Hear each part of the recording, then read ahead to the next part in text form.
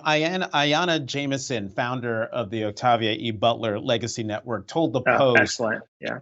It's no accident that Kindred was the first of Butler's works to be greenlit for TV. She said, quote, the question is, why are white people interested in this? Black people have been interested in this for a long time. What are your thoughts on that question? You know, it's I mean, I know Ayanna, she's amazing. She's an amazing person. I would say that I guess I'd half challenge that Uh-huh. in the sense that all Black art in all the forms, going back as far as we've been telling stories, paint pictures, has taken slavery as its subject at some point, at some crucial point. And it has often been the masterwork of that person. I'm thinking of Beloved by Toni Morrison. I'm thinking of The Known World by Edward P. Jones. I think that an interest in stories about slavery, depictions of slavery, representations of slavery is not a new phenomenon that I would attribute to anyone. I would say, though, that if you look at him, and again, I'm sorry that I'm like being a professor right now. That's what I am in my other life. If you look at sort of cultural history, there are these cycles of interest that come and go, right?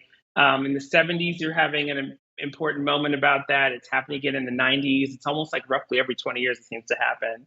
And I would say that when I originally began to go out with Kindred, which I've been trying to make this show literally for, I think we figured out like since 2010, like 12 years, and FX came aboard in 2016. At that time, I could not I could not pay someone to listen to me talk about Kindred. In fact, I wanted to make this TV show. But I will say that something happened in the summer of 2020 when the project did sort of seem to get elevated very quickly, right? Because I think that we had to kind of move through the years between 2016 and I guess I would say up until now to sort of wake up to the fact yet again, that we have some unresolved issues amongst us. And Uh-huh. suddenly there is a desire to talk very openly about the origins of what might be the social wounds we're all managing in this moment, right? So I think there's a very easy answer, which is that in 2016, a lot of folks felt like they were backsliding through time.